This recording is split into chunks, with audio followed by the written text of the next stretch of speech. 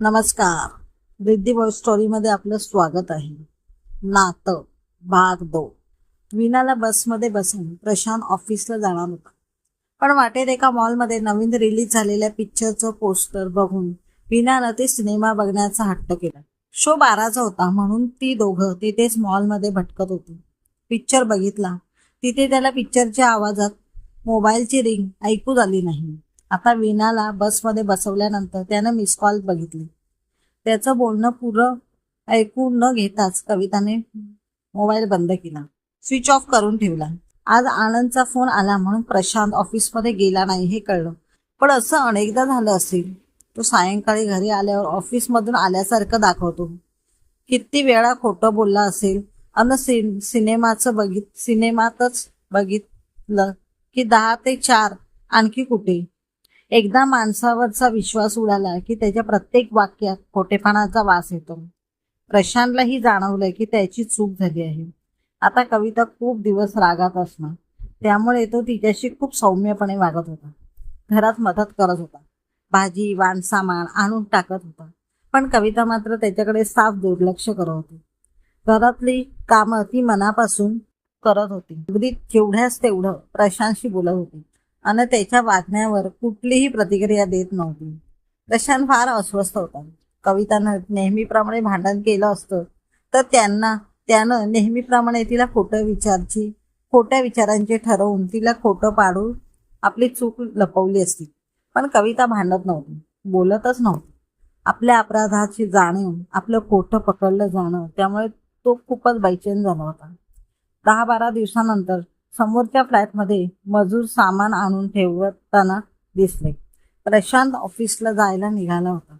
त्याच्या मनात आले की एखादी फॅमिली इथे राहायला आली तर कविताला त्यांची सोबत होईल.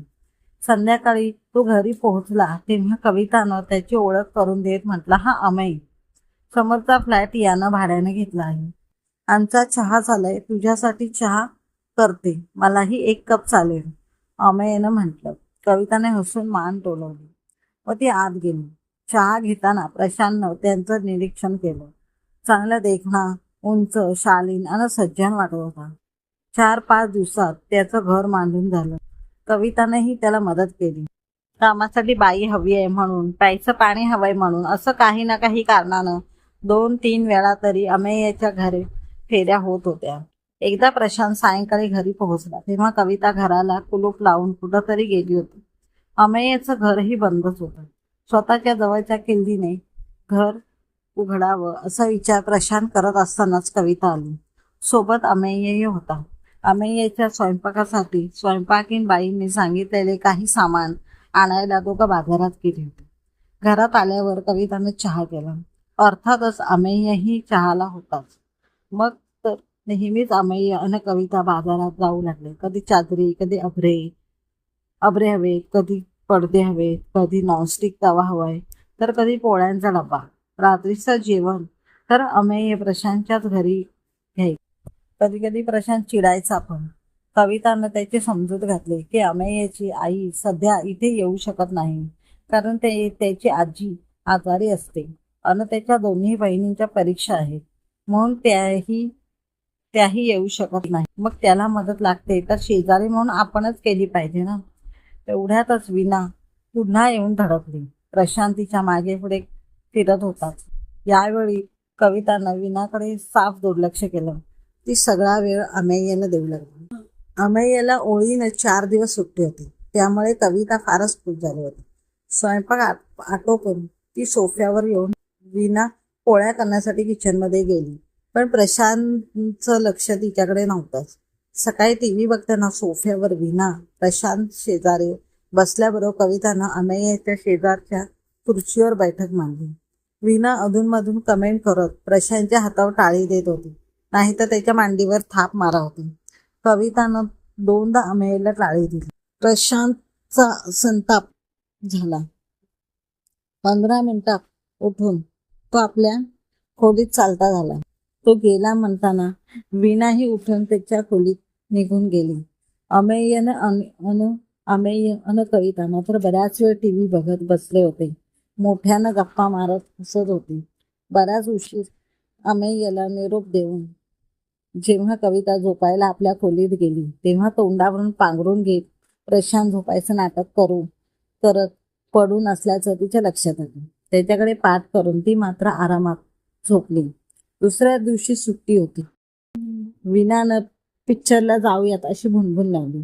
प्रशांतनं कविताला पिक्चरला चल म्हटलं. तशी तिनं अमेयला नेत असाल तर मी येते, नाहीतर तुम्ही दोघंच जाणार असं स्पष्ट सांगितलं. दोघंही पिक्चरला गेलीत आणि कविता अमेयच्या शेजारी सीटवर बसली. प्रशांतचं लक्ष सिनेमात नव्हतं, विनाकडेही नव्हतं. तो फक्त कवितावर लक्ष ठेवून होता. त्यामुळे विना नाराज झाली. प्रशांतचं विनाकडे लक्ष उडालं होतं. तो आता कविताच्या अवतीभोवती होता. अमेयनं मध्ये येऊ नये म्हणून तो कविताला मोकळी सोडत नव्हता. विना कंटाळली आणि जाते म्हणाली, पण कवितानं तिला आग्रहाखातर थांबवून घेतलं. प्रशांत वैतागला. त्याला विना कधी जाते असं झालं होतं. पण करणार काय? विनालाही प्रशांतमधला बदल जाणवत होता. तो कवितावर लक्ष ठेवून राहत होता, तिची काळजी घेत होता. हे सर्व तो अमेयकडून आपल्याला दूर ठेवण्यासाठी करतोय हे कविता समजून होती. विनाचं महत्त्व कमी झालं होतं, त्यामुळे तीही नाराज झाली होती. कविता मात्र मोकळेपणानं अमेयला भेटत होती, बोलत होती. एक दिवस प्रशांतनं म्हटलं, अमेय बरोबर तुझं काय चाललंय? तू त्याच्यात फारच इन्व्हॉल्व्ह होत आहेस. हे कळतंय का तुला? काय झालं? कविताने बापडेपणाने विचारलं. कोणी आक्षेप घ्यावा असं मी काय करते? तुम्ही सतत बोलत असता, जवळच बसता. तुम्ही सतत सोबत असता, जवळ बसता, जेवताना, टीव्ही बघताना. तूही विना वहिनी बरोबर असायचास, चित्तू शेजारी बसत होतास. मनाचा कोतेपणा नसावा माणसात, विचारसारणी स्वच्छ हवी. संशय कशाला घ्यायचा? प्रशांत संतापला. माझेच डायलॉग मला ऐकवतेस? माझी गोष्ट वेगळी आहे. का वेगळी आहे? तू पुरुष आहेस म्हणून. मी स्त्री असेल तरी माझी मर्यादा ओळखते आणि माझा चांगलं वाईट मला कळतं.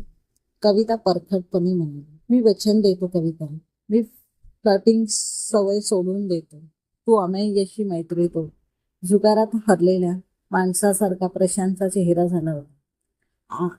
आमच्या मैत्रीत काहीच वाईट नाही. दुसरं म्हणजे तू पुन्हा पहिल्यासारखा वागणार नाहीस. कशावरून? तुला भीती वाटतेय की मी अमेयमध्ये गुंतते आहे, त्यामुळे तू चांगलं वागतो आहेस, माझ्यावरच्या प्रेमामुळे नाही. हे काय मला कळत नाही. प्रशांत 3 महिन्यांची माझी अन अमेयची ओळख आहे आणि तू एवढ्या घाबरल्यास, चिडचिडलास, संशयित झालास. माझ्या मनाचा कधी विचार केलास का? गेली 3 वर्ष तुझी आणि विना वहिनींची नको तेवढी जवळीक सहन करते. कवितानं म्हटलं, मला क्षमा कर कविता, माझं चुकलं. पण तू अमेयशी मैत्री ठेवू नकोस. मी खरोखरच चांगला वागेन. प्रशांतचे डोळे भरून आले होते. बोलण्यात प्रामाणिकपणा होता, पण कविता बदलली नाही.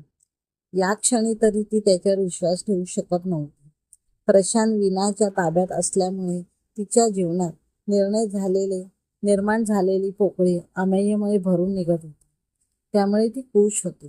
प्रशांतनं विनाशी संबंध संपवले जमा होते. संसार असा उधळेल असं त्याला वाटत होतं.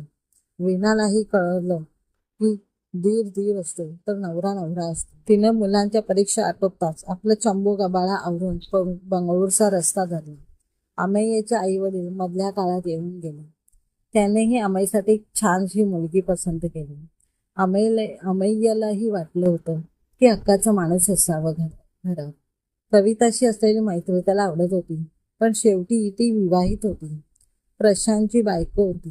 तिला तिचा नवरा, घर, संसार होतच नाही. प्रशांत खूपच बदलला होता. जबाबदारीची जाणीव झाली होती.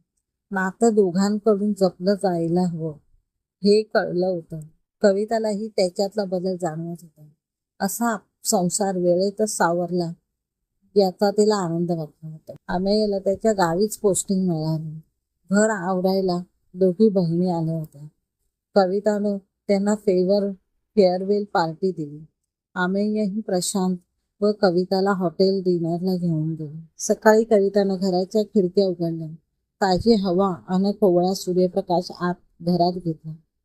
आज तिला हे घर, हा संसार आणि प्रशांत फक्त तिचा असल्याची जाणीव होते. वेळेतच प्रत्येकाला आपापल्या चुकीची जाणीव झाल्यामुळे चौघांचेही संसार सुखाचा झाला. समाप्त. कथा आवडल्या चॅनलला लाईक व सबस्क्राईब करा.